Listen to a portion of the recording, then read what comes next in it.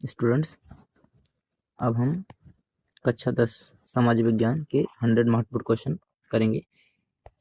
तो इस क्वेश्चन में हमने हिंदी माध्यम वाले बच्चों के लिए बोर्ड के प्रतियोगिता प्रश्न उठाए हैं जो एमसीक्यू फॉर्मेट में हैं, जो अत्यंत महत्वपूर्ण हैं। तो इसे आप आसानी से पढ़िए और पूरा पढ़िए, तभी आपको समझ में आएगा। 25 क्वेश्चन इतिहास के हैं और भाग बी में भूगोल के 25 क्वेश्चन हैं, भाग सी राजनीति विज्ञान सिविक्स के 25 क्वेश्चन हैं और भाग डी अर्थशास्त्र के 25 क्वेश्चन हैं। तो मैंने टोटल मिला के 100 क्वेश्चन लिए हैं आपके लिए और ये वेरी इंपॉर्टेंट है परीक्षा के लिए। भाग एक इतिहास हिस्ट्री 25 क्वेश्चन देखते हैं। फ्रांसीसी क्रांति कब हुई थी? तो बी नंबर 1789 में। फ्रांसीसी क्रांति का नारा क्या था? स्वतंत्रता, समानता और भ्रातृत्व। नेपोलियन की संहिता किस वर्ष लागू हुई? तो 1804 में। राष्ट्रवाद का मुख्य उद्देश्य क्या था? राजनीतिक एकता।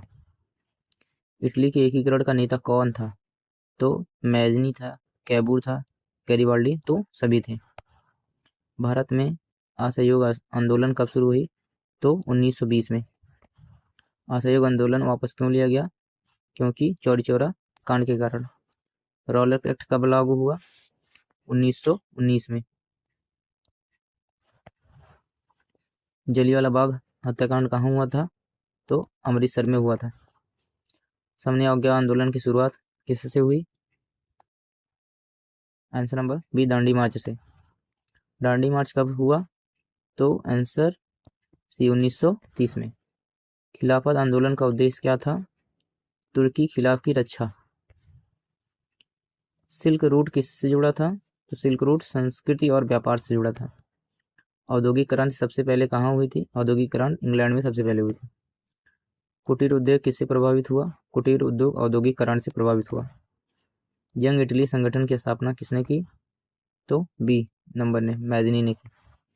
जर्मनी के एकीकरण के नेतृत्व किसने किया? बिस्मार्क। भारत छोड़ो आंदोलन कब शुरू हुआ? Answer number D 1942।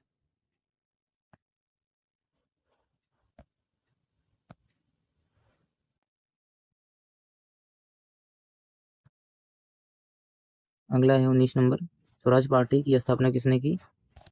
तो स्वराज पार्टी की स्थापना CR दास ने की। अगला है वंदे मातरम किसने लिखा था? तो बंकिम चंद्र चटर्जी ने लिखा था। कांग्रेस की स्थापना कब हुई? कांग्रेस की स्थापना 1885 में हुई। अगला क्वेश्चन है गांधी जी भारत कब लौटे थे? गांधी जी भारत 1915 में लौटे थे। उसी दिन को हम भारतीय प्रवासी दिवस के रूप में मनाते हैं। चंपारण आंदोलन किससे जुड़ा था? तो चंपारण आंदोलन नील की खेती से जुड़ा था। खेड़ा आंदोलन किसके कारण हुआ था? तो खेड़ा आंदोलन कर माफी के कारण हुआ था। चौरी चौरा कांड किस राज्य में हुआ था? चौरी चौरा कांड उत्तर प्रदेश में हुआ था। भाग बी भूगोल देखते हैं, जो 25 क्वेश्चन है दोस्तों। संसाधन क्या है? मानव द्वारा उपयोग की जाने वाली वस्तुएं संसाधन कहलाती हैं। नवीकरणीय संसाधन क्या है? कोयला, पेट्रोलियम, पवन ऊर्जा। तो पवन ऊर्जा को हम नवीकरण संसाधन कहते हैं। क्वेश्चन नंबर 28, मृदा अपरदन का मुख्य कारण क्या है? तो वर्षा भी है, वन कटाई भी है, पशुचारण भी है। तो आंसर में आएगा ये सभी। काली मिट्टी किस फसल की उपयुक्त होती है? तो काली मिट्टी चावल के लिए उपयुक्त होती है। हरित क्रांति किससे जुड़ी हुई है? हरित क्रांति कृषि से जुड़ी हुई है। खरीफ फसल की बुआई की जाती है सर्दियों में की जाती है, गर्मियों में, वर्षा ऋतु में? तो वर्षा ऋतु में खरीफ की फसल उगाई जाती है। रबी फसल काटी जाती है मार्च और अप्रैल में काटी जाती है। भारत में सर्वाधिक चाय कहाँ होता है? सर्वाधिक चाय असम में होता है। लौह अयस्क किस उद्योग के लिए आवश्यक है? लौह अयस्क जो है उत्पाद इस्पात के लिए है। भारत में सर्वाधिक कोयला कहाँ पाया जाता है? भारत में सर्वाधिक कोयला झारखंड में पाया जाता है। ऊर्जा संरक्षण का अर्थ है यानी कि ऊर्जा का नाश, ऊर्जा बचाओ या फिर ऊर्जा का उपयोग नहीं, तो ऊर्जा का बचाओ। विनिर्माण उद्योग का अर्थ है वस्तु का निर्माण। लघु उद्योग का उदाहरण है हथकरघा, हाथ से बनाई गई वस्तुओं को हथकरघा कहते हैं। प्रदूषण का मुख्य कारण है उद्योग, वाहन, कचरा। तो प्रदूषण का ये सभी कारण है। भारत की जीवन रेखा किसे कहा जाता है? परिवहन को किया जाता है। सबसे सस्ता परिवहन कौन सा है? तो सबसे सस्ता परिवहन जो है सड़क परिवहन है। ये आंसर गलत है दोस्तों।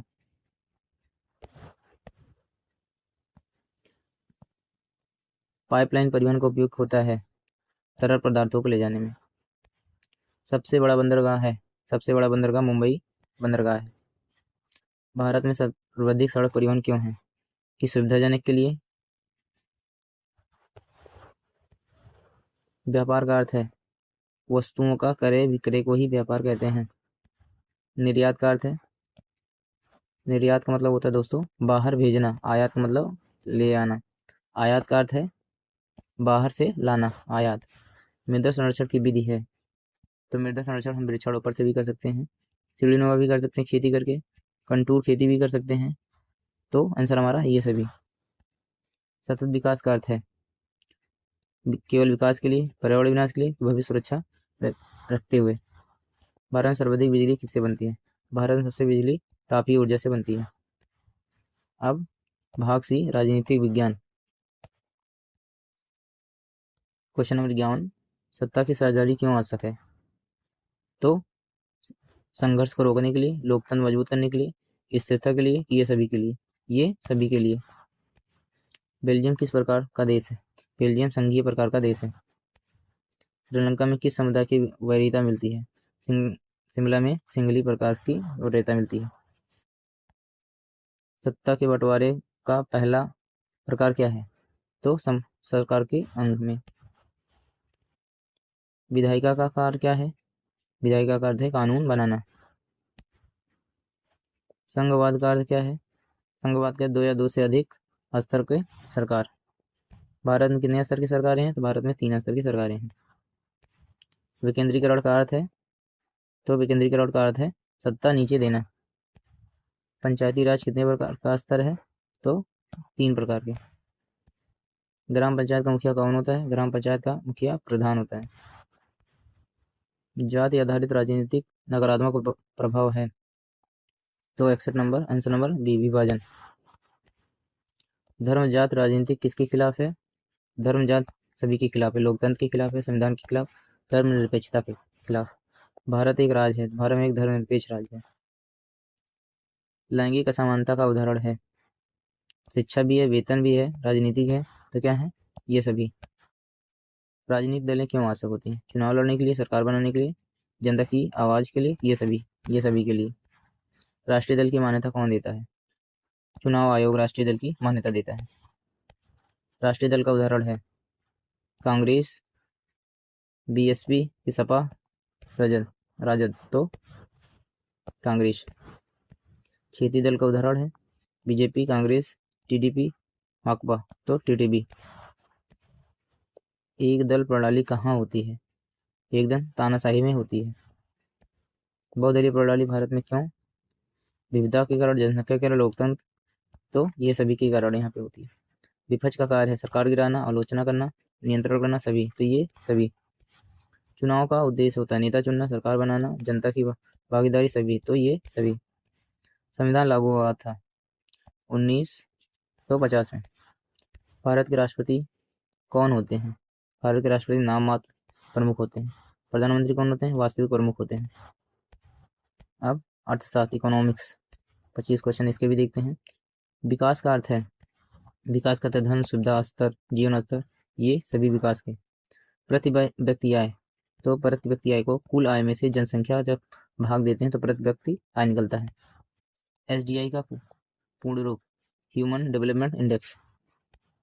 एसडीआई कौन शामिल? एसडीआई में कौन शामिल है? तो शिक्षा भी शामिल, आय, स्वास्थ्य, ये सभी शामिल है।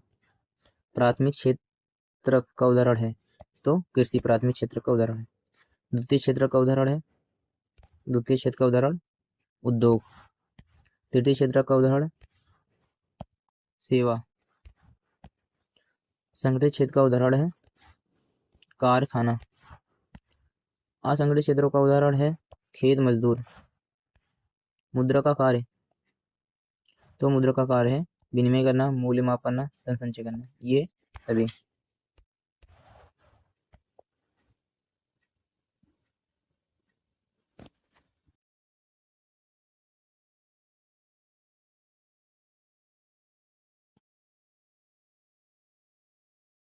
बैंक खाता करता है, तो बैंक खाता जमा करता है, ऋण भी देता है, भुगतान भी करता है, ये सभी करता है। शाखा का अर्थ है, शाखा का अर्थ है ऋण। औपचारिक ऋण स्रोत है, औपचारिक ऋण स्रोत बैंक है। अनौपचारिक ऋण का उदाहरण है बैंक, सहकारी समिति, साहूकार। तो साहूकार। स्वयं सहायता समूह किससे जुड़ा है? उद्योग से, की कृषि से, शिक्षा से, ऋण से। तो आंसर है ऋण से। वैश्वीकरण का अर्थ है देशीय व्यापार, अंतर्राष्ट्रीय जुड़ाव, की केवल आयात, केवल निर्माण। तो अंतर्राष्ट्रीय जुड़ाव। WTO का world trade organization full form है। वैश्वीकरण का लाभ है, वैश्वीकरण का लाभ है रोजगार भी, विकल्प भी, स्पर्धा। तो ये सभी। बहुराष्ट्रीय कंपनी का अर्थ है मतलब कई देश की कंपनियां। विकासशील देश का उदाहरण है, विकासशील का उदाहरण भारत, भारत विकासशील देश है। साक्षरता दर का अर्थ है पढ़ने लिखने लोग। बेरोजगारी का अर्थ है नौकरी न होना, बेरोजगारी का अर्थ है। गरीबी रेखा दर्शाती है आय सीमा। सतत विकास का लक्ष्य है ए और बी दोनों, पर्यावरण सुरक्षा, संसाधन। आर्थिक विकास संबंधित अध्याय कौन सा है? तो आर्थिक संबंध से है अर्थशास्त्र। धन्यवाद दोस्तों, आशा करता हूँ आपको पसंद आया होगा। ज़्यादा से ज़्यादा इसको शेयर करें।